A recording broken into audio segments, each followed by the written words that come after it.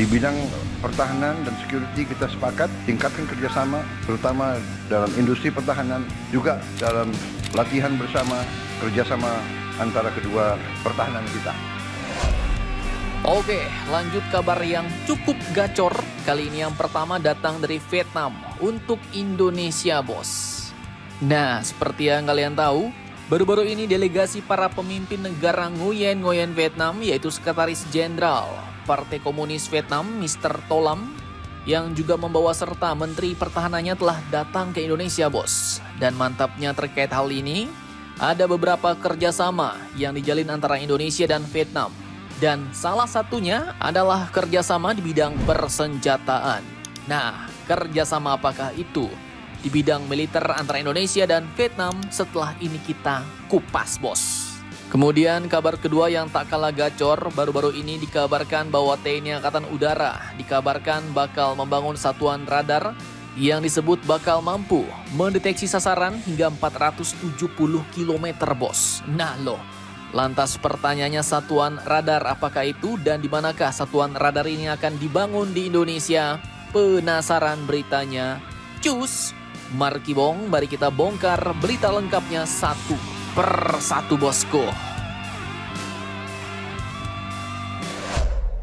Oke, yang pertama berita datang dari Indonesia dan Vietnam. Jadi baru-baru ini kunjungan kerja delegasi para pemimpin Vietnam ke Indonesia, termasuk Menteri Pertahanannya, ternyata menghasilkan banyak kerjasama baru, bos.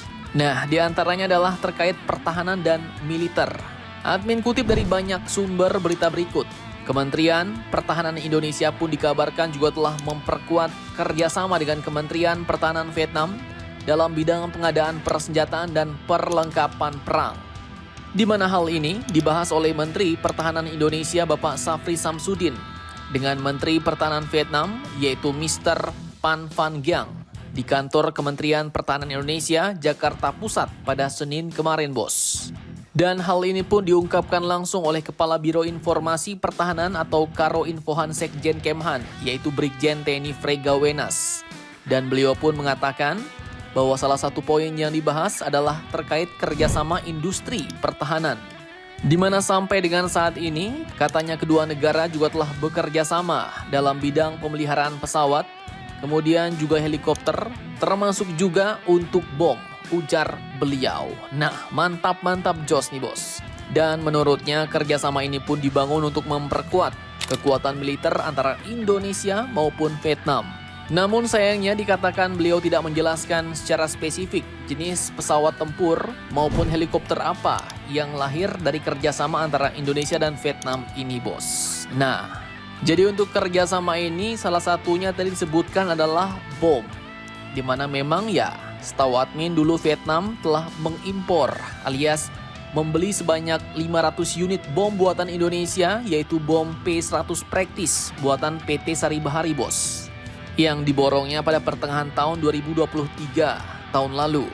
Dan memang bom P100 beserta keluarganya ini pun telah digunakan secara sukses baik oleh Vietnam maupun Indonesia pada armada jet-jet tempur Sukhoi-nya.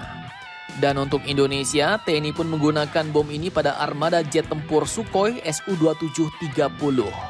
Kemudian lanjut, terkait kerjasama pertahanan antara Indonesia dan Vietnam, Brigjen TNI Frega Wenas juga telah menjelaskan bahwa Indonesia Vietnam telah sepakat untuk meningkatkan kerjasama patroli wilayah laut guna menciptakan stabilitas keamanan di kawasan.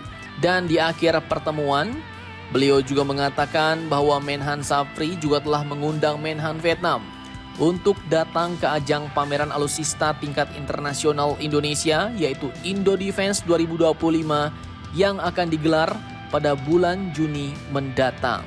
Menhan Vietnam pun menyambut baik undangan tersebut dan memutuskan akan mengirim wakil Menhan Vietnam untuk mengunjungi pameran internasional di Indonesia ini, bos. Mantap jos.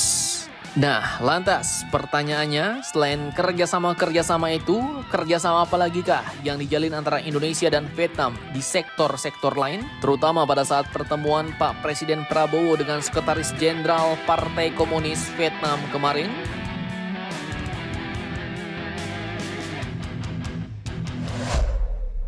Oke, jadi dalam konferensi pers bersama, salah satu pernyataan Pak Prabowo yang di-highlight, yaitu beliau pun mengatakan bahwa kami ingin meningkatkan hubungan dan kerjasama.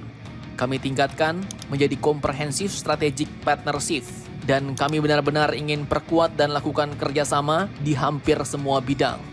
Mulai dari politik, ekonomi, pertahanan, dan keamanan.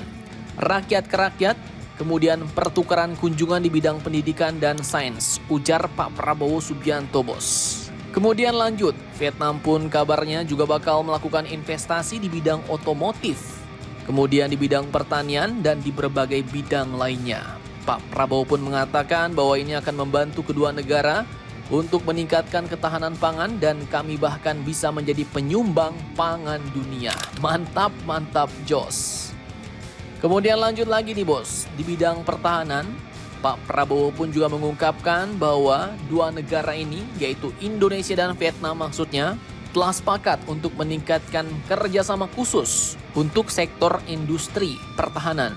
Beliau katakan juga, dalam latihan bersama antar kedua pertahanan, kita kemudian juga tukar-menukar perwira, peningkatan latihan, bahkan kami sepakat akan melakukan patroli bersama, ujar Pak Prabowo Subianto. Nah, mantap jos nih. Kemudian selain itu ada 3 dokumen kerjasama yang kemarin diteken antara Indonesia dan Vietnam, bos. Yang pertama yaitu adalah LOI alias Letter of Intent dalam kerjasama peningkatan kapasitas di bidang teknik dan ekonomi digital yang ditunjukkan oleh Menteri Koordinator Bidang Perekonomian dan Menteri Industri Vietnam. Kemudian yang kedua adalah LOI pada kerjasama di bidang sains dan teknologi. Dan yang ketiga adalah implementing arrangement dalam kerjasama aquaculture antara Indonesia dan Vietnam. Dan mantapnya kunjungan ini pun juga bertepatan dengan peringatan 70 tahun hubungan diplomatik Indonesia dan Vietnam, bos. Mantap, jos.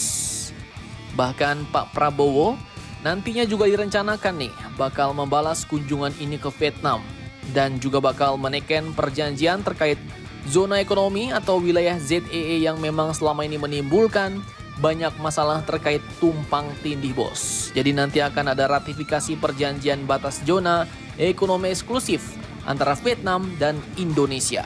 Mantap, jos.